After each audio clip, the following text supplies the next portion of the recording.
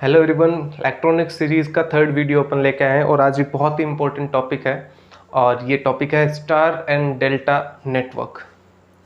तो देखो, आज अपन ये देखेंगे कि स्टार और डेल्टा नेटवर्क क्या होते हैं। नंबर फर्स्ट क्वेश्चन कि स्टार और डेल्टा नेटवर्क होता क्या है। तो स्टार एंड डेल्टा नेटवर्क, पहला क्वेश्चन ये है कि ये होते क्या है। अच्छा, स्टार एंड डेल्टा नेटवर्क को दूसरे नाम से और जानते हैं, टी एंड पाई नेटवर्क। ठीक है, तो देखो इनका जो नोमेनक्लेचर किया गया है, इनका जो नामकरण किया गया है वो इसके शेप के हिसाब से किया हुआ है। तो टी या स्टार जो है वो स्टार शेप से अपन बना सकते हैं कुछ। तो पहले मैं बना के सिर्फ बता रहा हूँ, फिर इनका फिजिकल इंपॉर्टेंस अपन देखेंगे कि क्या मतलब है इनका।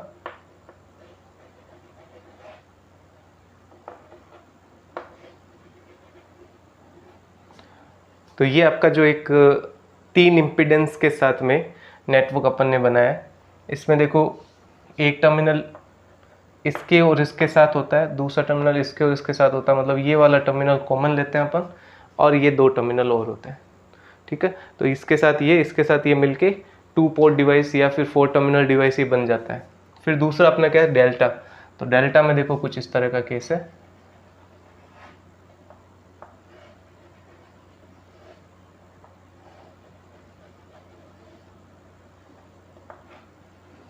तो ये आपका डेल्टा नेटवर्क हो गया। अगेन इसमें ये वाला टर्मिनल कॉमन होता है, तो इसके और इसके बीच में अपन इनपुट या आउटपुट या जो भी टर्मिनल्स अपन पोर्ट्स जिसको बोलते हैं अपन, तो पोर्ट्स इसको और इसको मान लेंगे, इसको मान लेंगे। अब इसी नेटवर्क को थोड़ा सा अपन रीअरेंज करके लिख सकते हैं कुछ इस तरह से।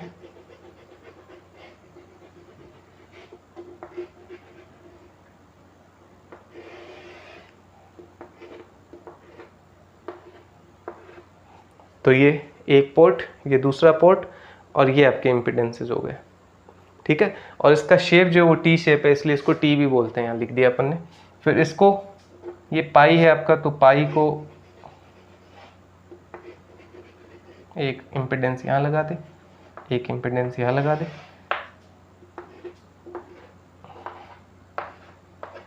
ये आपके पास में, तो ये और ये एक ही बात है, ये और ये एक ही बात है, और बेसिकली ये सब एक ही बात है, इनमें कोई डिफरेंस नहीं है, सारे एक जैसे ही होते हैं। इनको अपन कैसे भी एक से दूसरे में रिप्लेस कर सकते हैं। अब देखो इसमें एक्चुअल में ये बहुत वाइड सा एक केस है, बट एक बार के लिए ऐसा मान लो कि हम जब नेटवर्क एनालाइज करते हैं, डिफरेंट टाइप के इम्पीडेंसेस डिफरेंट जगहों पे हो सकते हैं, एंड वो सारे के सारे इम्पीडेंसेस अपन उसमें किस ब्रांच में कितनी करंट है, किस रेजिस्टेंस पे, किस इम्पीडेंस पे कितना वोल्टेज डिवाइड हो रखा है, किस नोड पे कितना वोल्टेज है, ये सब जब अपन एनालाइज करते हैं, तो हमने कहा केवीएल हमारा फर्स्ट जो था उसके द्वारा अपन ने एनालाइज किया था। तो केवीएल से हम जब एनालाइज करते हैं तो वो एक सिंपलेस्ट फॉर्मेट में ही सिर्फ हमें एनालाइज करके बता सकता है। तो फिर बाद में हमें और डिफरेंट फैक्टर्स की या डिफरेंट तरीकों की ज़रूरत पड़ती है नेटवर्क को एनालाइज करने के लिए। तो ये जो बिल्डिंग ब्लॉक्स आप इनको मान सकते हो, तो कहीं पे भी अगर आपके पास ये है तो आप इसको इसमें कन्वर्ट कर सकते हो, अगर ये है तो इसमें कन्वर्ट कर सकते हो। आपको वहाँ पे नेटवर्क देख के ये चीज़ आगे अपने आप पता चल जाएगी कि इसको अपन अगर स्टार में बदलते तो ईजी काम हो जाएगा, इसको अगर अपन इस वाले छोटे से ब्लॉक को हम डेल्टा में कन्वर्ट कर दे तो ज़्यादा ईजी हो जाएगा। तो सर्किट बहुत ही ईजी हो जाता है। नंबर फर्स्ट मैंने क्या कहा, बहुत वाइड है। तो नंबर फर्स्ट ये चीज़ कि बहुत सारे इम्पीडेंसेस लगे हुए हो, तो आप इसको इसमें या इसको इसमें कन्वर्ट करके एक छोटा सा ब्लॉक उठाओ और आपको इसको स्टार में बदल दें तो फ़ायदा हो जाएगा, राइट। दूसरी चीज़ कि कोई भी 4 टर्मिनल सर्किट जो है, ये हमारे आज के लेक्चर का सबसे इंपॉर्टेंट पार्ट होने वाला है। कोई भी 4 टर्मिनल नेटवर्क अंदर चाहे कितने भी इम्पीडेंसेस कैसे भी लगे हुए हो, उसको हम इसके या इसके रूप में व्यक्त कर सकते हैं, राइट। अंदर चाहे कुछ भी हो, उसको आप इस फॉर्मेट में या इस फॉर्मेट में दिखा सकते हो, इक्विवेलेंस उसका बता सकते हो। तो ये एक बहुत बड़ी बात है भाई कि एक कॉम्प्लेक्स सा नेटवर्क है और उसको आपने सीधा इसमें कन्वर्ट कर दिया, और इसका एनालिसिस करना बहुत ईजी है। अभी अपन देखेंगे इसको एनालाइज करना बहुत ईजी है। तो दो चीजें अपन ने देखी, एक तो ये कि जब बहुत सारे इम्पीडेंसेज हो तो आप उनके छोटे छोटे बिल्डिंग ब्लॉक्स में इनको ढूंढ के, और अगर कई बार इसकी जगह ये रख देने पे या इसकी जगह ये रख देने पे वो सर्किट ईजी हो जाता है। दूसरा, कोई भी 4 टर्मिनल जो नेटवर्क है उसको अपन मिनिमाइज करके और उसका इक्विवेलेंस इस तरह से शो कर सकते हैं। और इक्विवेलेंस के लिए बेसिकली क्या होता है, कुछ पैरामीटर्स होते हैं जो सर्किट्स के मैच होने चाहिए। तो मशीन का और उस टी सर्किट या स्टार सर्किट या फिर डेल्टा सर्किट या पाई सर्किट में थ्योरेटिकली कोई भी डिफरेंस नहीं रह जाता है जब कुछ पैरामीटर्स मैच कर जाते हैं। तो अपन ये कहते हैं ये भी यही प्रॉपर्टी है, इसकी भी यही प्रॉपर्टी, इसकी भी यही प्रॉपर्टी, तो दोनों सेम है, राइट। तो ये दो चीजें अपन ने देखी, दो जो है फैक्ट एक तरीके से प्रॉपर्टीज देखी कि स्टार और डेल्टा नेटवर्क क्या है। तो हमें जो फर्स्ट वाली प्रॉपर्टी है उसके साथ इतनी डीलिंग अभी नहीं करनी है, हमें यही करनी है कि कितने भी आपके पास में लीनियर इम्पीडेंसेस के साथ में कितने भी कॉम्प्लेक्स 4 टर्मिनल नेटवर्क को हम इस तरीके से उसको कन्वर्ट कर सकते हैं। तो आगे जब अपन देखेंगे जितनी भी नेटवर्क थ्योरम्स आने वाली है, नेक्स्ट स्टेप अपना नेटवर्क थ्योरम्स का है, तो अपन हमेशा या तो ये सर्किट लेंगे या ये सर्किट लेंगे, क्योंकि हमने ये कह दिया कि सारे 4 टर्मिनल जो नेटवर्क्स है उनको इससे बनाया जा सकता है इस तरीके से। तो फिर हम उनको क्यों पढ़े, इन्हीं को पढ़ लें सीधा इजी बना के, और इनको पढ़ लें अपन, तो उनको इसमें कन्वर्ट किया जा सकता है। तो कैसे कन्वर्ट किया जा सकता है वो हमारा काम है। तो पहला अपन ये देखेंगे टी टू स्टार और star T to pi and pi to T कैसे किया जाता है, और फिर अपन देखेंगे कि कोई भी 4 टर्मिनल नेटवर्क जो है उसको किस तरह से टी या स्टार नेटवर्क में कन्वर्ट किया जाता है। ये दो हमारे टास्क है आज के।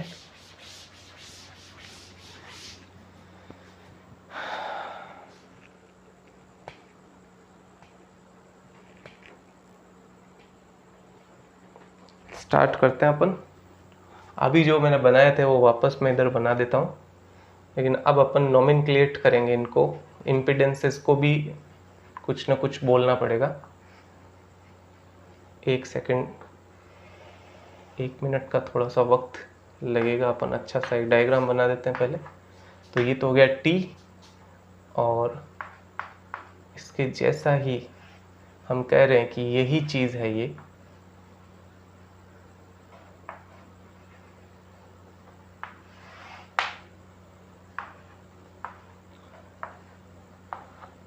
इन टर्मिनल्स को अपन पहले तो नामकरण कर देते हैं। तो ये 1 हो गया, ये 2 हो गया, ये 3 हो गया, ये भी 3 हो गया, क्योंकि ये तो कॉमन है ना। तो ये 1 हो गया, ये 2 हो गया, ये 3 हो गया, ये भी 3 हो गया, और इन्हीं के अकॉर्डिंग देखो इनको नोमेनक्लेट कर देते हैं। तो ये 1 के साथ में जुड़ा हुआ तो इसको Z1 कह देता हूँ, ये 2 के साथ जुड़ा हुआ तो उसको Z2 कह देता हूँ, इस 3 के साथ जुड़ा हुआ तो उसको Z3 कह देता हूँ, ये 1 और 2 के बीच में तो Z12 है, ये 1 और 3 के बीच में तो Z13 है, ये 2 और 3 के बीच में तो Z23 है। ठीक है। तो अब देखो मैंने अभी क्या कहा कि कुछ प्रॉपर्टीज होती है जो हमें इक्विवेलेंट सर्किट्स के अंदर फॉलो करवानी होती है। तो यहाँ पे मैं 4 जो है पैरामीटर्स ले रहा हूँ, और वो चारों पैरामीटर्स इम्पीडेंस के टर्म में होंगे, क्योंकि ये एक इनएक्टिव पैसिव ये अपने पास नेटवर्क है, इसमें कोई सोर्स नहीं है, कोई लोड नहीं है। तो मतलब ये सिर्फ और सिर्फ इम्पीडेंसेस के टर्म में ही अपन स्टडी करेंगे।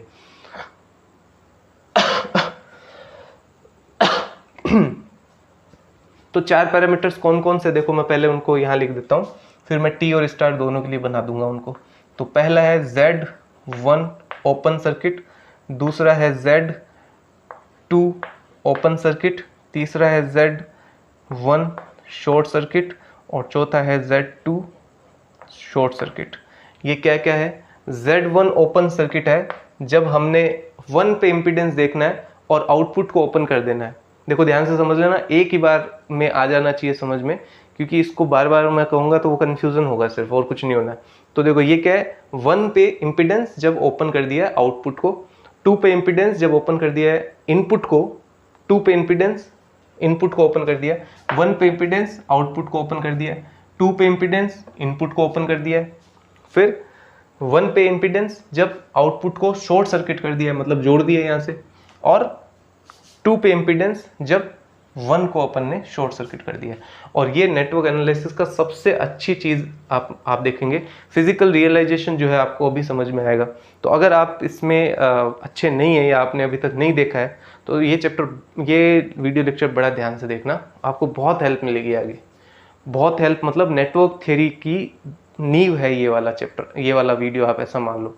क्योंकि अभी तक हमने रियलाइजेशन सिर्फ केवीएल में किया है, केवीएल तो बहुत ही रेयर, आधा तो बहुत सारा यूज़ है, लेकिन नेटवर्क थ्योरी जब नेटवर्क सोल्व करना होता है ना, तो इस तरह का जो कॉन्सेप्ट है, कहाँ ओपन सर्किट हो रहा है, कहाँ शॉर्ट सर्किट हो रहा है, ओपन सर्किट होने पे क्या चीज़, कौन सी ब्रांच इनएक्टिव हो गई, शॉर्ट सर्किट होने पे कौन सा इम्पिडेंस इनएक्टिव हो गया, वो चीज़ें यहाँ पे इंपॉर्टेंट है। तो सबसे पहले मैं इसको, इन सारे फैक्टर्स को, इन सारे के सारे क्वांटिटीज़ को मैं टी नेटवर्क के लिए डिफाइन करता हूँ। देखो तो टी नेटवर्क, देखो रियलाइजेशन कर रहे हैं अपन Z1 OC, तो 1 पे इम्पिडेंस जब आउटपुट को ओपन कर दिया है, तो जैसे ही हम आउटपुट को ओपन कर देंगे, तो इसको अपन ने ओपन कर दिया, यहाँ पे करंट नहीं फ्लो होगा, करंट नहीं फ्लो होगा तो यहाँ पे कुछ करंट होगा ही नहीं, कुछ करंट नहीं होगा तो ये अपना इनपुट के अंदर इम्पिडेंस का कोई रोल, इनपुट में इम्पिडेंस का कोई रोल प्ले नहीं करेगा। तो अगर यहाँ अपन देखेंगे तो करंट आएगा इस तरह से आके इसमें चला के ऐसा हो गया, तो ये आपका करंट फ्लो हो गया, इसमें करंट फ्लो नहीं होगा। और ऐसा जब करंट फ्लो हो रहा है तो ये दोनों एक सेम ही आपके पास ब्रांच की तरह बिहेव करेंगे, तो दोनों सीरीज में हो गए, Z1 एंड Z3 सीरीज में हो गए। तो इसके लिए ये जो क्वांटिटी है ये होगी Z1 प्लस Z3, सिंपल है। फिर इसी तरह से यहाँ पे अपन देखेंगे 2 जब इसको ओपन कर दिया, तो अगर मैं इसको ओपन कर दूं तो ये वाली ब्रांच इनएक्टिव हो जाएगी, फिर करंट ऐसे फ्लो होगा, इसके अंदर ऐसा फ्लो होगा, तो 2 + 3 तो Z2 प्लस Z3, ये तो बहुत इजी है। अब देखो क्या करना है अपने को, 1 जब इसको शॉर्ट सर्किट करना है, तो मैं इसको डॉट डॉट डॉट करके मिला दे रहा हूँ, ये मिला दिया मैंने। जैसे ही मैंने उसको मिला दिया तो ये भी एक्टिव हो जाएगा। अब जब करंट आएगा तो देखो इसमें आएगा करंट ऐसे आएगा, फिर इसमें और इसमें फ्लो होगा। तो ये तो आपके पास हो गया सीधा एक इसके अंदर करंट फ्लो हो रहा है, और ये करंट 2 पार्ट्स में डिवाइड हो रहा है, तो ये तो दोनों हो गया पैरेलल और ये हो गया सीरीज, ठीक है। तो ये आपके पास में एक रेजिस्टेंस, ये दोनों पैरेलल है, इन दोनों का जो इक्विवेलेंट होगा वो इसके साथ सीरीज में है। तो इसको ऐसा लिखते हैं, देखो अपन इसको ऐसा लिखते हैं Z1 and parallel, sorry Z1 plus Z2 parallel Z3, ऐसा शो करते हैं इसको। तो Z1 प्लस, क्योंकि ये तो प्लस हो जाएगा सीधा सीरीज में, तो इंपीडेंस सीधे सीधे जुड़ जाते हैं। और Z2 और Z3 का पैरेलल वाला केस जो है वो क्या होगा, वो अपने पास क्या होता है 1/Z, क्या हो जाएगा 1/Z2 प्लस 1/Z3, ऐसे ही होता है। तो यहाँ से Z निकालोगे तो आएगा Z2 Z3 Z2 plus Z3। ये अब बार बार नहीं लिखूंगा अभी मैं, ये ईजी से चीज़ें हैं, आपको पहले से आ रही होगी, और किसी को अगर वो माइंड से मिस हो गई है तो मैं दोबारा बता दे रहा हूँ सर। तो पैरेलल वाला केस ये होता है, तो इसमें ये हो जाएगा plus Z2 Z3 Z2 plus Z3, ये हो गया अपने पास। फिर Z280 का मतलब क्या है, इसको अपने को शॉर्ट सर्किट कर देना, तब इधर से आएंगे तो ये तो हो गया आपके पास सीरीज में, फिर ये दोनों आपस में हो गए पैरेलल में, तो ये अपने पास होगा Z2 एंड प्लस में Z3 पैरेलल Z1, और इसको भी अपन पूरा कर देंगे, तो Z2 plus Z1 Z3 Z1 plus Z3। तो ये अपने 4 पैरामीटर्स इसके हो गए। अब इसी तरह से पाई के भी देखो 4 पैरामीटर्स, ये कि ये चारों पैरामीटर्स निकालने हैं, थोड़ा सा डिफिकल्ट होगा, इतना भी नहीं लेकिन थोड़ा सा डिफिकल्ट होगा। देखो ध्यान से, पहला है Z1 OC, तो Z1 OC इधर की तरफ से आना है और इसको ओपन रख देना है। इसको ओपन रखने से कोई फर्क नहीं पड़ेगा, ठीक है, क्योंकि ये करंट नहीं आ रही है, लेकिन इधर से जो करंट आ रही है वो इसमें भी आएगी, इसमें भी आएगी, इसमें भी आएगी। अब देखना कि इधर से जो करंट आ रही है आगे तो जा नहीं सकती, इधर से कोई करंट आ नहीं रही है, तो ये दोनों तो हो गए सीरीज में, ये दोनों तो हो गए सीरीज में, ठीक है। और ये इन दोनों के साथ आ गया पैरेलल में, तो पहले यहाँ पे क्या लगेगा, पैरेलल वाला लगेगा, और फिर ये दोनों में सीरीज लगेगी। तो इसको देखो ऐसे लिखते हैं, इसको अपन ऐसे लिखते हैं, Z13 पैरेलल है किसके, Z12 प्लस Z23 के, ऐसा लिखते हैं इसको।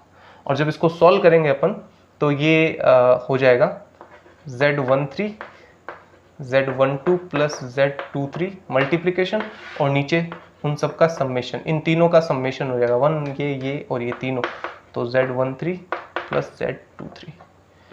फिर इस तरह से यहाँ पे आते हैं, ये थोड़ा सा अपने को नीचे इसको शिफ्ट करना पड़ेगा,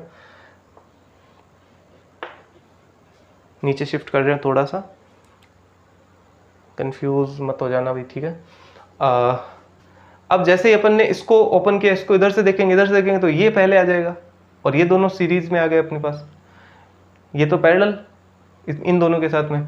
तो जैसे यहाँ पे Z13 आया था, वैसे अब बाहर क्या आ जाएगा, Z23 आ जाएगा। जैसा काम पहले यहाँ ये कर रहा था, अब ये कर रहा है, तो Z23 के साथ अंदर क्या क्या बच गया, देखो ये जब ये आ गया तो अंदर दो बच गए, वही आएंगे, तो अंदर क्या क्या बच गया, 1 2 एंड 1 3, एंड नीचे क्या आएगा, नीचे ये तीनों आएंगे जो है Z12 Z13 प्लस Z23, ठीक है। फिर देखो यहाँ आ जाते हैं अपन, इसका इसके साथ एक स्टेप बढ़ गया ना, इसलिए अपन को नीचे जाना पड़ेगा। अब देखो इसमें आ जाएगा बैलेंस में SC, जैसे ही हम 2 को SC करेंगे, SC मतलब शॉर्ट सर्किट करेंगे, जैसे ही ऐसे करेंगे, ऐसे करते फिर इससे करंट क्यों जाएगा, इससे करंट जाएगा नहीं।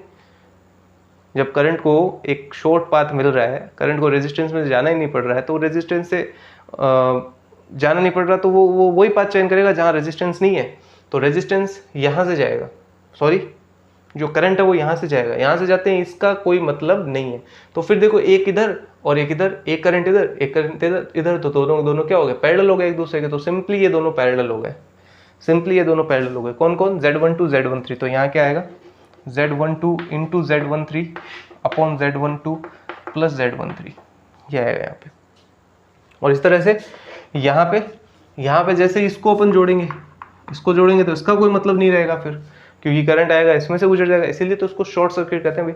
शॉर्ट सर्किट का मतलब क्या, शॉर्ट पाथ प्रोवाइड करवा देना, करंट को शॉर्ट पाथ प्रोवाइड करा देना, यही शॉर्ट सर्किट कहलाता है। तो पहले करंट को जो है वो आपके पास में इस पाथ से जाना पड़ रहा था, उसको क्रॉस करके जाना पड़ रहा था, अब यहाँ से जाना पड़ रहा है, तो ऑब्वियस है वो यहाँ से जाएगी, शॉर्ट पाथ इसी को कहते हैं, शॉर्ट सर्किट इसी को कहते हैं। जैसे इसको मिला दिया तो इसका कोई मतलब नहीं है, तो फिर ये और ये दोनों आपस में पैरेलल हो गए। जैसे ये पैरेलल हुए तो ये हुआ Z12 Z23 इनटू में है ये अपॉन Z12 प्लस Z23, ठीक है। और अगर हम कह रहे हैं कि ये दोनों के दोनों जो नेटवर्क्स है ये इक्विवेलेंट है, अगर ये दोनों नेटवर्क्स इक्विवेलेंट है, तो ये जो 4 क्वांटिटीज आई है ये हमेशा बराबर होनी चाहिए। तो ये जो तीर के निशान मैंने लगाए हैं, इन केस ऑफ इक्विवेलेंस ये इसके बराबर होगी, और ये इसके बराबर होगी, ये इसके बराबर होगी, और ये इसके बराबर होगी। तो हमारे पास 4 क्वांटिटीज आ गई और 4 इक्वेशंस आ गए। उन 4 इक्वेशंस को सोल्व करके हम ये जो इन दोनों का कन्वर्जन देखेंगे। तो अब आगे का जो केस है वो पूरी तरह से डेरिवेशनल मैथमेटिकल केस है, कोई बहुत ज़्यादा डिफिकल्टी नहीं आनी चाहिए इसके अंदर। और एक चीज़ और, मल्टीपल वेज हैं जो नेक्स्ट मैं प्रोसेस करने वाला हूँ, उस प्रोसेस के मल्टीपल वेज है, कोई एक तरीका नहीं है, आप रटने की आवश्यकता नहीं है, पहली चीज़ तो। और दूसरी चीज़ कि जो रिजल्ट आता है वो याद रखना बहुत ज़रूरी है, ठीक है। डेरिवेशन तो बड़ा क्वेश्चन आता है, अपने तो अपन थ्योरेटिकल पार्ट कर रहे हैं तो बड़ा क्वेश्चन आता है, तो डेरिवेशन आना चाहिए। लेकिन आगे अगर आप इलेक्ट्रॉनिक्स पढ़ोगे तो आपको ये रिजल्ट्स एज इट इज़ याद होने चाहिए, और रिजल्ट्स इतना डिफिकल्ट नहीं है। देखो अभी आएंगे तो अपन बताएंगे कि रिजल्ट्स कोई इतने ज़्यादा डिफिकल्ट है नहीं।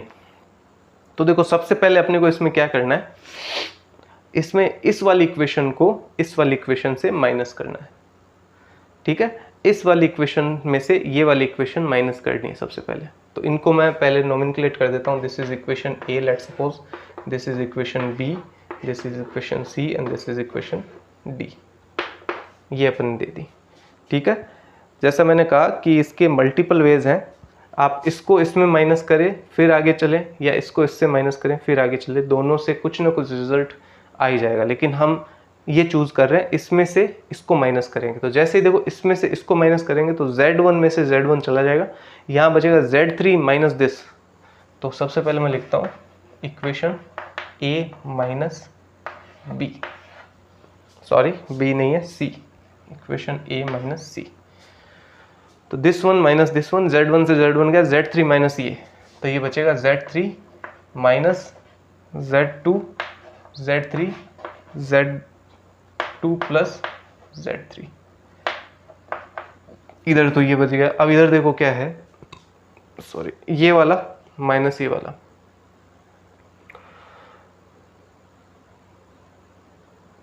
This one minus this one, थोड़ा सा लंबा प्रोसेस होगा, कर लेते हैं, कोई दिक्कत नहीं है। Z13 Z12 plus Z23 upon Z12 plus Z13 plus Z23, ठीक है। और इसमें से माइनस करना है ये वाला, तो minus Z12 Z13 upon Z12 plus Z13। अब देखो यहाँ एलसीएम ले लेते हैं, जब इसको एलसीएम लेंगे अपन तो यहाँ बचेगा Z2 प्लस Z3, यहाँ पे देखो इससे मल्टीप्लाई होगा तो Z2 Z3 plus Z3 square minus Z2 Z3, ये बच गया। इसमें एलसीएम क्या आएगा, ये और ये मल्टीप्लिकेशन में, तो Z12 plus Z13 plus Z23। ये आप है ना साथ साथ में आप भी प्रोसेस कर सकते हैं, जो चल रहा है आप भी प्रोसेस कर सकते हैं। ये पेन और कॉपी आपके पास डेफिनेटली होंगे ही होंगे साथ में। अगर इतनी दूर तक कोई देख रहा है ना तो उसके पास तो पेन और कॉपी होनी ही चाहिए, नहीं तो इसका कोई मतलब ही नहीं है। बेसिकली ये सिर्फ और सिर्फ ABCD है। फिर अगर आप पेन और कॉपी लेके नहीं बैठे हो तो कोई सेंस नहीं बनता है, तो आप इसके साथ साथ कर लीजिए, मेरा कहने का मतलब ये है। अब देखो जब यहाँ अपन देखेंगे तो ये पूरा कैंसिल आउट होके ये इससे मल्टीप्लाई होगा, तो ये बनेगा देखो Z13 Z12 और एक और Z12 यहाँ आएगा, या मैं एक बार के लिए पहले इसको मल्टीप्लाई कर देता हूँ, तो Z13 Z23 और इसके साथ मल्टीप्लिकेशन में Z12 प्लस Z13, ठीक है। और यहाँ पे माइनस ये इससे मल्टीप्लाई होके आएगा, तो Z12 plus Z13 plus Z23, इधर दिख रहा है क्या भाई लास्ट में, अच्छा थोड़ा सा कट हो रहा है क्या, कहाँ तक आ गया, इसके बाद वाला ये नहीं दिखाई दे रहा। तो ये एलसीएम, ये आप इक्वेशंस को फॉलो कीजिए भाई, देखो और कुछ नहीं है इसके अंदर, इक्वेशंस को फॉलो करेंगे तो ये आप पहुंच ही जाएंगे। अब पहले मैं इसको सोल्व कर लेता हूँ फिर, क्योंकि ये छोटा हो जाएगा तो फिर आगे चल लेंगे अपन। तो ये इससे कैंसिल आउट हो जाएगा, यहाँ पे बच जाएगा Z3 square upon Z2 plus Z3, ये तो इधर तो ये बच गया, ठीक है। इसको फिर अपने को मल्टीप्लाई करना है इसके साथ में, हाँ तो भैया पूरा करना पड़ेगा, पूरा करना ही पड़ेगा, नहीं तो नहीं बैठेगा ये। तो देखो इसके अंदर क्या है, Z12 इसके साथ मल्टीप्लाई होगा सबसे पहले, ये तो दिख ही रहा है, ये इससे मल्टीप्लाई होगा और यहाँ पे बचेगा Z13 Z12 का स्क्वायर, फिर ये इससे मल्टीप्लाई होगा तो ये होगा Z13 का स्क्वायर Z12, फिर ये वाला टर्म इससे मल्टीप्लाई होगा तो ये बचेगा प्लस Z13 Z23 Z12, फिर ये इससे मल्टीप्लाई होगा तो ये बचेगा प्लस Z13 का स्क्वायर Z23, ये तो इतना हो गया। अब देखो आगे वाले टर्म में जो है, आगे वाले टर्म में Z12 और ये इससे मल्टीप्लाई होगा Z12 13 से। देखो this term will be multiplied by this one, ये है भाई, ये नीचे वाला टर्म इससे, पहले देखो ये वाला टर्म इससे मल्टीप्लाई किया मैंने, और अब ऊपर वाला, इसका ऊपर वाला जो है इससे मल्टीप्लाई हो रहा है, तो माइनस में आएगा, वो मैं यहाँ लिख रहा हूँ, तो पहले मैं इसको मल्टीप्लाई करूंगा तो Z1 square Z13 Z12 square, sorry सही है Z1 स्क्वायर Z13 हो गया, ठीक है। फिर ये इससे मल्टीप्लाई होगा तो माइनस Z12 Z13 स्क्वायर, ठीक है। फिर ये इससे मल्टीप्लाई होगा तो माइनस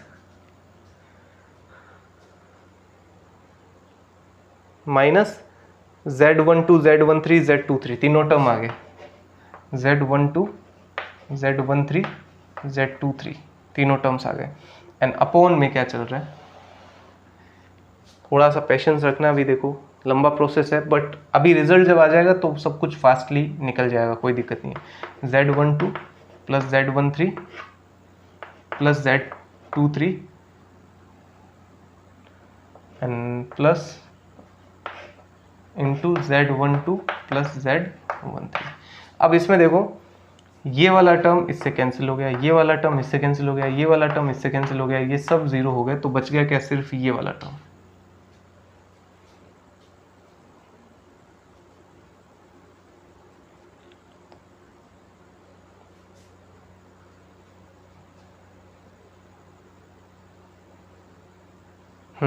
सिर्फ ये वाला टर्म बच गया। ओके, तो क्या बचा अपने पास, Z3 square Z2 plus Z3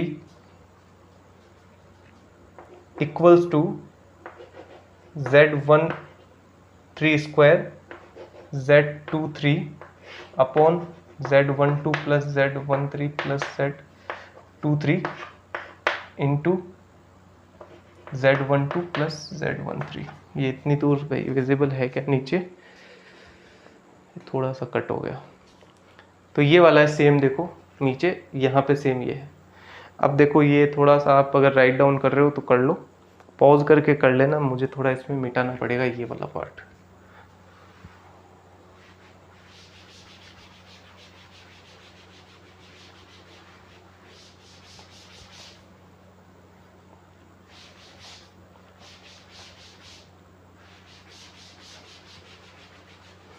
देखो मेन जो इसमें पार्ट है ना, ये ध्यान रखना, ये सारा पार्ट तो मैथमेटिक्स है, और मुझे ऐसा लगता है कि जितने भी फिजिक्स के स्टूडेंट्स हैं उनको ये सबसे सरल पार्ट लगना चाहिए, क्योंकि मैथमेटिक्स बहुत ज़्यादा कभी भी परेशान नहीं करती, वो स्टेप बाय स्टेप चलती रहती है।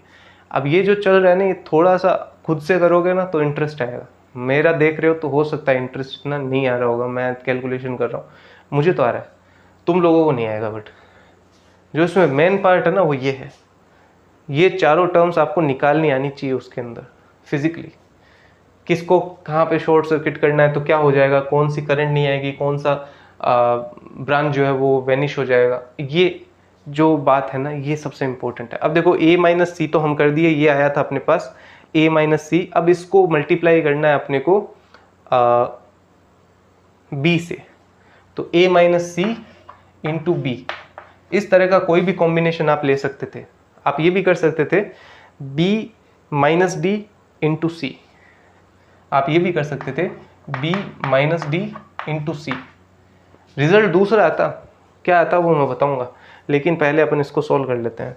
तो ये इक्वेशन b कहाँ गई, इक्वेशन b ये रही, ये वाली, ये उससे मल्टीप्लाई करेंगे तो देखो Z2 प्लस Z3, यहाँ है Z2 plus Z3 cancel out हो जाएगा, तो यहाँ बचेगा, मैं करके ही बता देता हूँ पूरा, ये पूरा लिख रहा हूँ भाई, Z2 प्लस Z3 और इससे मल्टीप्लाई करना है इक्वेशन b को, दिस वन, तो Z2 प्लस Z3, ये तो हो गया, equals to this one and this one, पूरा लिख देते हैं। तो Z13 का स्क्वायर, Z23 का 23, Z12 सिग्मा डाल रहा हूँ मैं यहाँ पे, मतलब ये तीनों टर्म्स हैं, और फिर है Z12 प्लस Z13,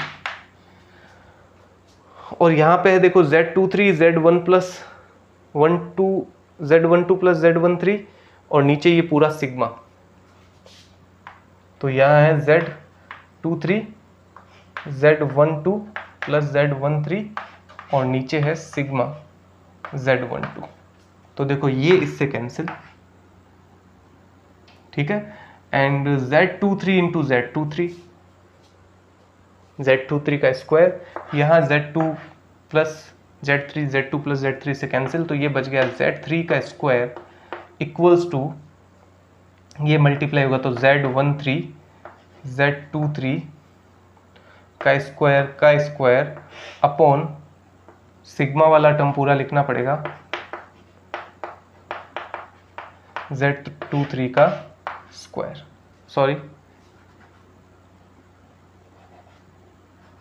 स्क्वायर, इधर भी स्क्वायर इधर भी स्क्वायर, हटा दो तो क्या बनेगा Z3 बनेगा finally Z3 is equal to Z13 Z23 upon Z12 plus Z13 plus Z23। तो भाई अगर आपके पास में ये तीनों गिवन है, हमने अभी क्या किया है, अगर ये तीनों गिवन है तो हम इससे ये बना सकते हैं जिसमें Z3 का वैल्यू ये होगा। अभी एक एग्जांपल लेंगे छोटा सा, उससे ज़्यादा बेटर समझ में आ जाएगा। तो Z3 ऐसा है, तो एक इंडक्शन का मेथड होता है अपने पास, तो हम उनसे आगे वाले जो वैल्यूज़ है वो भी पता कर सकते हैं। तो इसी की तरह सिमिलरली आगे आपको ये लिखना है, सिमिलरली इसी तरीके से देखो Z3 आ रहा है तो Z1 भी आएगा। Z3 में देखो क्या है, ऊपर है 3 के दोनों टर्म्स है, साथ में 1 2 आ गए, तो अब देखो इसमें 1 1 के दोनों टर्म्स आ जाएंगे, जो है Z12 Z13, नीचे आपके पास सिग्मा Z12 आ जाएगा। Sigma Z12 is not technically correct term, ये ध्यान रखना भी, मैं सिर्फ थोड़ा लिखने से बचने के लिए ये कर रहा हूँ। सिग्मा Z12 का कोई मतलब नहीं होता है, वैसे तो यहाँ पे कुछ ना कुछ IJ करके करना पड़ता है, बट वो आप समझ जाएंगे। और इसी तरह से Z2 अगर देखेंगे अपन तो 2 के दोनों टर्म आएंगे, तो Z23 हो गया एक Z12 हो गया, and upon Z12 plus Z23 plus Z13, ये आपके पास हो गया। ये लास्ट में अपन वापस लिखेंगे अभी। तो ये क्या हो गया अभी, ये तीनों इक्वेशंस क्या होगी, ये तीनों इक्वेशन से हम पाई टू टी कन्वर्ट कर सकते हैं। कोई भी पाई नेटवर्क को टी नेटवर्क में कन्वर्ट कर सकते हैं। आपके पास पाई गिवन है तो आप टी उससे पता कर सकते हैं, ये चीज़ है इसके अंदर, ठीक है। अभी अपन पहले करते हैं टी टू पाई, ये काम करता है, टी टू पाई कन्वर्ट करता है, और उसके बाद में अपन जो है एक एग्जांपल लेंगे। ये सर्किट एक बार मिटा देता हूँ मैं, क्योंकि जगह कम पड़ रही है, और इधर वाली इक्वेशंस तो चाहिएगी अपने को भी, उनको तो अपन मिटा नहीं सकते।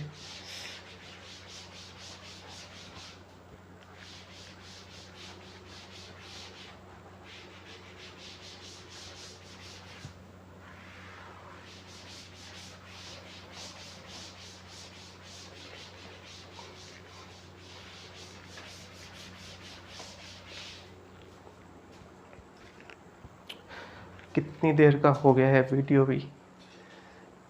आज का वीडियो कंपैरेटिवली मुझे लंबा लगने लग गया अभी से, क्योंकि इन्फॉर्मेशन ज़्यादा है, कॉन्सेप्ट्स जो है वो इतने नहीं हैं जितने ज़्यादा इन्फॉर्मेशन है। बट ये भी अपने काम का एक पार्ट है। हर बार हर एक लेक्चर जो है वो आप इन सारी की सारी जो कॉन्सेप्ट्स के बेस पे नहीं पढ़ सकते, आपको कई बार इन्फॉर्मेशंस भी देखनी पड़ती है, और वो लेस इंटरेस्टिंग भी हो सकती है, इंटरेस्टिंग भी हो सकती है। तो अब अपन देखो क्या करते हैं, नेक्स्ट प्रोसेस के लिए अपने को क्या करना है, अपने को इक्वेशन जो B है और C है इनका मल्टीप्लिकेशन कर देना straight forward. B and C का मल्टीप्लिकेशन कर दो स्ट्रेट फॉरवर्ड। C कहाँ है, ये रहा C, ये इक्वल ये इक्वल ये। तो सबसे पहले आपको, अब आप कर क्या रहे हो, आप कर रहे हो T two pi. T two pi के लिए आप क्या कर रहे हो, equation B into C, straightforward आप ये कर दीजिए, ठीक है। और जब आप मल्टीप्लाई करोगे तो देखो ये इसके अंदर Z2 प्लस Z3, और इधर क्या है Z1 plus Z2 Z3 upon Z2 plus Z3, और इधर की तरफ B ये रहा और C ये रहा। तो देखो Z12 Z13 से Z12 Z13 कैंसिल हो जाएगा, यहाँ पे बचेगा ये, तो तीनों आ जाएंगे। तो Z12 Z13 Z23 अपॉन, ये तो कैंसिल हो गया तो बच गया ये Z12 plus Z13 plus Z23। Multiply कर दो इसको तो अंदर ये देखो क्या बचेगा, Z1 Z2 Z1 Z3 और इसमें ये पूरा का पूरा कैंसिल होके Z2 Z3, जितने भी कॉम्बिनेशन पॉसिबल है वो सारे आ गए इसमें। बहुत ही सिमेट्रिकल सिचुएशन है, सारी चीज़ें सिमेट्री में है भाई। अगर आपको ये देख के अच्छा नहीं लग रहा है तो मैथमेटिक्स में थोड़ा सा और इंटरेस्ट जगाने की ज़रूरत है।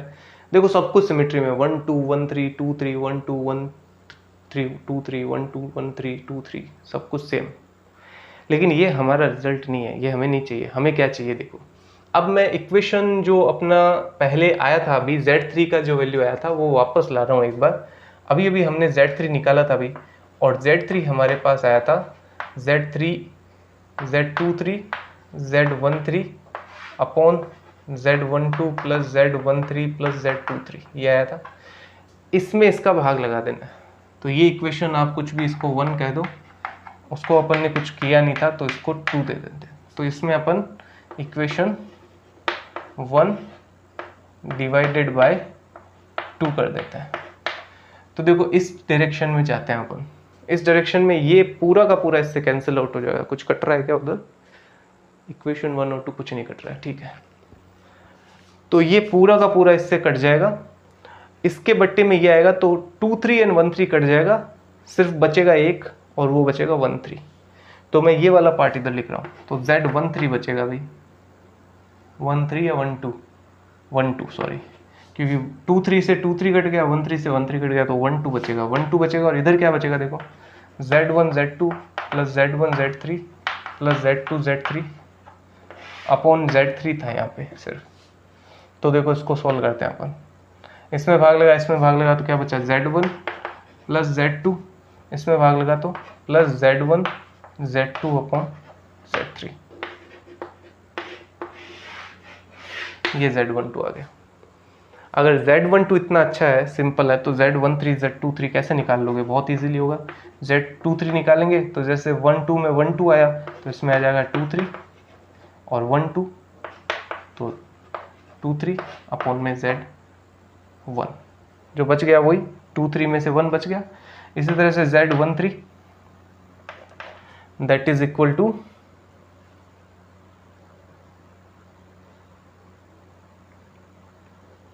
Z1 plus Z3 Z1 Z3 upon Z, ये हो गया भाई।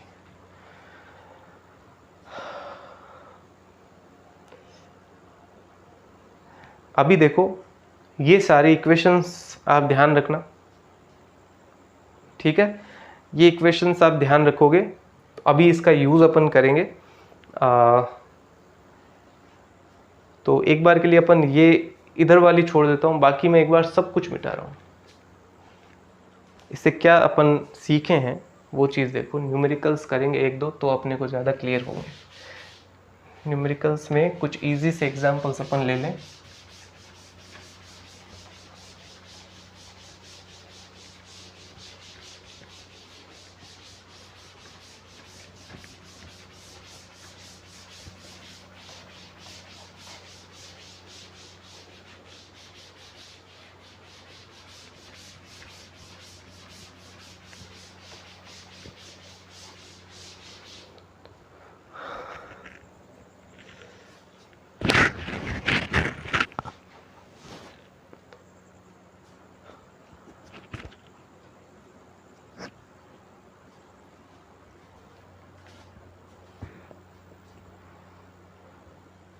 तो हमने किया क्या, बेसिकली हमने ये किया है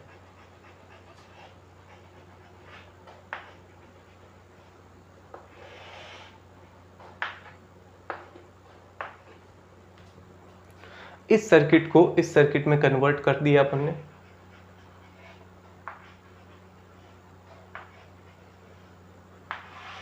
और इस सर्किट को इस सर्किट में कन्वर्ट कर दिया। तो ये तो है Z1, ये है Z2, ये है Z3, ये है Z12, ये है Z23, सॉरी Z13 और ये है Z23। ठीक है, तो एक सर्किट लेते हैं अपन, सिंपली अपन सर्किट लेते हैं। लेट्स सपोज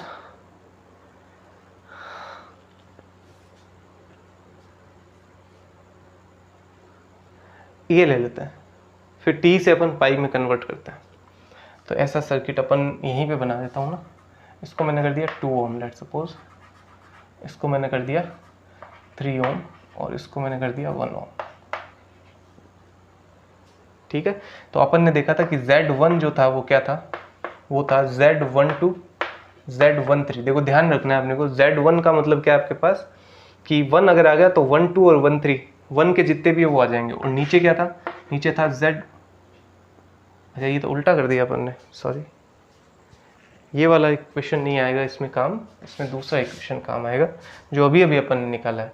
तो अपने को चाहिए Z12 का वैल्यू क्या होगा, Z1 plus Z1 Z2 upon Z3। रख दो सारे मान, ये Z1 Z2 Z3 हो गए। Z12 plus Z23 plus Z1 Z2 6 by 1, तो इतना हो गया 5 and 11 ओम। सही है, फिर निकालो Z13, तो Z1 Z3 upon Z2, 1 plus 3 ये, तो हो गया 3 प्लस 1 इंटू 3 यानी 3 बाई 2 यानी 3 इज इक्वल टू 1, तो कितना हो गया 4 ओम। इस तरह से Z23 सीधा कर रहा हूँ, Z23 में 2 प्लस 3 4, फिर 2 इंटू 3, ये थोड़ा मिस्टेक हो गया क्या भाई, मिस्टेक हो गया भाई।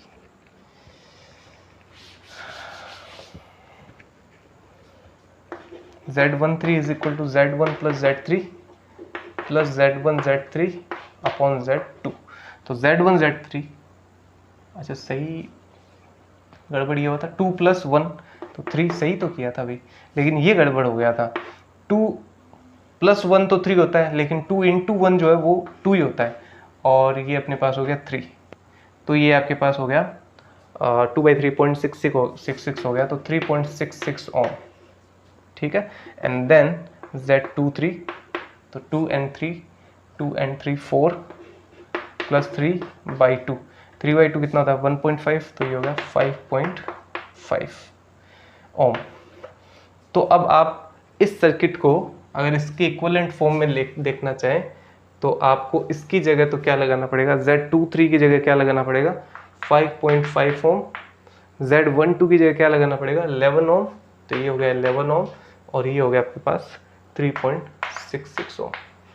तो ये दोनों इक्विवेलेंट है भाई, ये दोनों इक्विवेलेंट है। अब इसमें जो भी आउटपुट इनपुट में जो इम्पीडेंस आएगा वही इसके आउटपुट और इनपुट में आएगा। तो अगर आपसे कोई इसको छुपा ले, अगर आपको इससे छुपा ले, इसको आपसे छुपा ले और आपको कह दे ये एक मशीन है, ये एक मशीन है, और चेक करो, तो आप जो इनपुट और आउटपुट में जो करंट्स फ्लो होंगे, जो वोल्टेजेस आएंगे, same source and same load के द्वारा, same source and same load होना चाहिए। यहाँ पे सोर्स भी सेम हो, लोड भी सेम हो, यहाँ पे भी सोर्स सेम हो, लोड सेम हो, तो दोनों बिहेवियर सेम करेंगे। आपको नहीं पता चलेगा, अगर आपको अंदर दिखाएंगे नहीं तो आपको नहीं पता चलेगा कि दोनों में क्या फ़र्क है।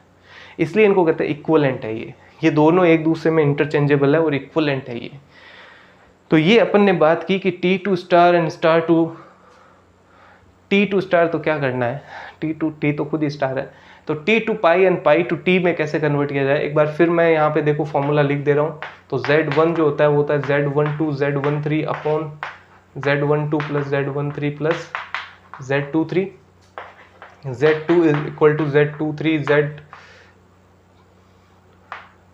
Z12 upon Z12 plus Z13 plus Z23। देखो इन फॉर्मूलाज के लिए जो है मैंने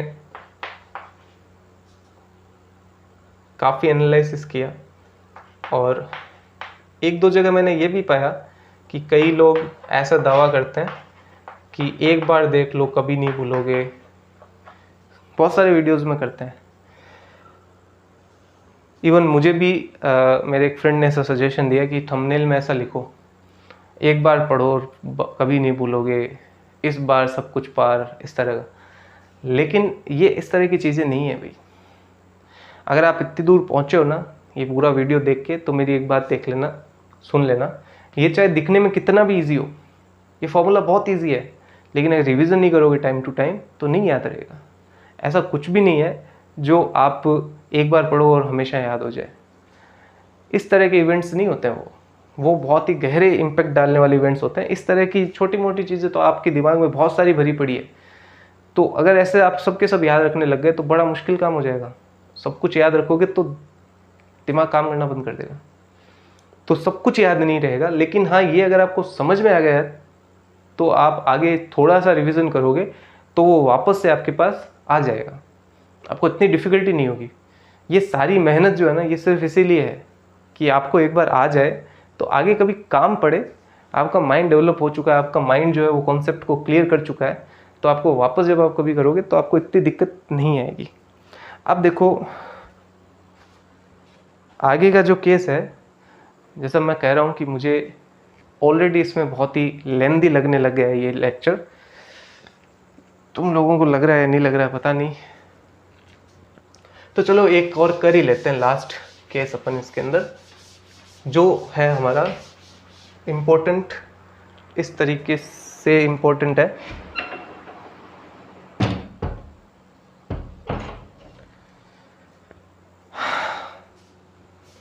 क्या बात चल रही थी, हाँ दूसरा केस इसमें डिस्कस कर लेते हैं अपन। अभी अपन ने करा कि अपन t टू पाई और पाई टू t कन्वर्जन कर सकते हैं। अब अपन करेंगे, अपन किसी भी 4 टर्मिनल नेटवर्क को t नेटवर्क में कन्वर्ट कर सकते हैं, या किसी भी 4 टर्मिनल नेटवर्क को पाई नेटवर्क में कन्वर्ट कर सकते हैं। ये हमारा क्वेश्चन है।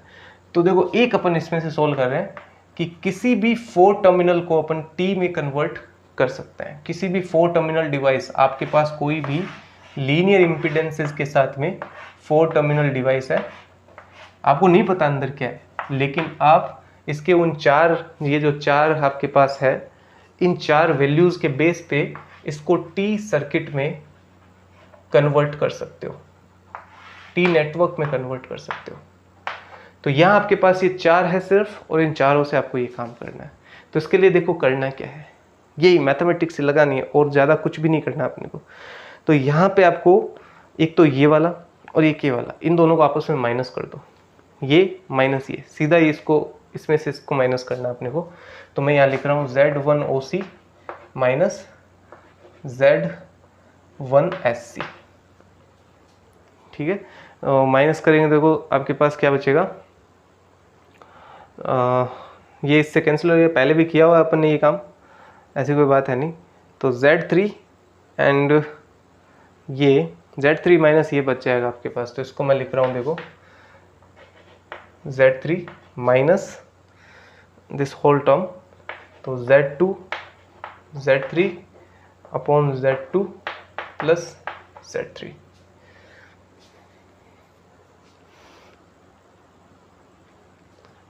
करो इसको सॉल्व थोड़ा सा और, तो यहाँ पे क्या बचेगा, देखो Z2 Z3 minus plus, sorry ये इससे मल्टीप्लाई हो रहा है, Z3 square minus Z2 Z3 upon Z2 plus Z3 and equals to, ये अपने पास ये तो इससे कट जाएगा, ये बचेगा Z1OC माइनस Z1SC। अब देखो Z1OC और Z1SC हमने इस टर्मिनल से, इस नेटवर्क से क्या कर लिया है, निकाल लिया है, इससे निकाल लिया ये हमने, और हम इसको Z1 Z2 Z3 के टर्म में कन्वर्ट करना चाहते हैं। ये है Z1, ये है Z2 और ये है Z3, ठीक है।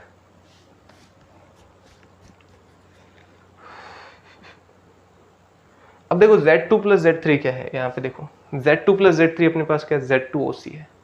तो ये आपके पास हो गया Z3 square upon Z2OC equals to Z1OC minus Z1SC। अपने को तो Z3 चाहिए, Z3 square Z2OC Z1OC minus Z1SC and इससे Z3 आपके पास क्या आ जाएगा, plus minus under the root Z2OC Z1OC Z1SC, ये लो भाई। तो Z3 का वैल्यू आ गया आपके पास। जैसे ही Z3 का वैल्यू आया तो अब आप यहाँ देखो, Z3 का वैल्यू आपके पास आ गया, तो Z1 आपके पास क्या है, Z1 क्या है, Z1 है Z1OC minus Z3, Z1OC minus Z3, और Z2 क्या है, Z2OC माइनस Z3। Z3 तो पहले से ही अपने पास, तो इसकी जगह क्या लिख सकता हूँ, Z1OC, एंड यहाँ पे प्लस माइनस है और माइनस लग गया तो ये हो जाएगा माइनस प्लस और अंडर रूट, ये पूरा का पूरा वैल्यू, और इस तरह से ये Z2OC minus under root, minus plus under root, और ये पूरा, तो Z2OC Z1OC माइनस Z1SC, ये लो भाई। बहुत इजी है, थोड़ा सा लंबा प्रोसेस है बट इजी है, ऐसी कोई बात नहीं है कि नहीं किया जा सकता। तो अब अपन ने ये देखा है, देखो ये बहुत ही सही चीज़ है भाई, बहुत सही चीज़ है। नेटवर्क एनालिसिस आप कर रहे हो और आपने कहा कि अंदर क्या है हमें पता ही नहीं है, उसके बावजूद हमने इसको ऐसा सर्किट बना दिया, और इसका एनालाइज, इसको पढ़ना कितना ईजी है। अभी अपन ने देखा ये चारों क्वांटिटीज हमने निकाली, कितनी ईजी है, तो इसको पढ़ना बहुत ईजी है भाई। बजाय इसके अंदर कुछ भी हो सकता था, इसके अंदर कुछ भी हो सकता था, लेकिन हमें इससे फ़र्क ही नहीं पड़ा, हमने सीधा इसको एक इक्विवेलेंट सर्किट के रूप में कन्वर्ट कर दिया। तो ये आपका टी एंड पाई नेटवर्क का इम्पोर्टेंस है। तो पहली चीज़ कि आप किसी भी 4 टर्मिनल नेटवर्क को टी या पाई में कन्वर्ट कर सकते हो। दूसरी बात कि टी नेटवर्क को पाई में भी कर सकते हो और पाई को टी में भी कर सकते हो। अब आगे अपन ये चीज़ देखेंगे कि टी और पाई में से किस में कन्वर्ट करें अपन, वो भी एक बड़ी बात है। तो इसके लिए इतनी सी बात ध्यान रखो कि टी नेटवर्क जो है वो in some specific circumstances T network easy रहता है, और in some other specific circumstances pi network easy रहता है। जैसे अगर आप केवीएल लगाओगे तो टी नेटवर्क में केवीएल बहुत इजीली लग जाता है, उसके जेड पैरामीटर बहुत इजीली निकल जाता है, ठीक है। और अगर आप केसीएल यूज़ करना चाहते हो तो वाई पैरामीटर जो है वो उसमें काम करेगा, उसमें पाई नेटवर्क काम करेगा। तो केसीएल या वाई पैरामीटर तो पाई सर्किट होना चाहिए, और केवीएल या जेड पैरामीटर तो टी सर्किट, टी नेटवर्क होना चाहिए। होना क्या चाहिए, इजी होता है उसके अंदर काम करना रहे, ऐसी बात होती है, ठीक है। तो ये अपना जो है इस लेक्चर में अपन इतना ही करेंगे। अगले लेक्चर से अपन नेटवर्क थ्योरम स्टार्ट करेंगे। MGSU के एग्जाम में बड़ा क्वेश्चन 100% आता है। 6 थ्योरम्स है अपने पास, नेटवर्क थ्योरम्स, उनमें से एक बड़ा क्वेश्चन 100% आता ही आता है। इस चैप्टर से एक वो बड़ा क्वेश्चन डेफिनेट आएगा। तो अगले 2 वीडियो में अपन थ्योरम्स करेंगे सिर्फ, और थ्योरम्स के साथ ही अपनी फर्स्ट यूनिट ख़त्म हो जाएगी। तो ये थोड़ा सा आप भाई साथ बनाए रखें और देखते रहें टाइम टू टाइम वीडियोस। मिलते हैं अगले वीडियो में।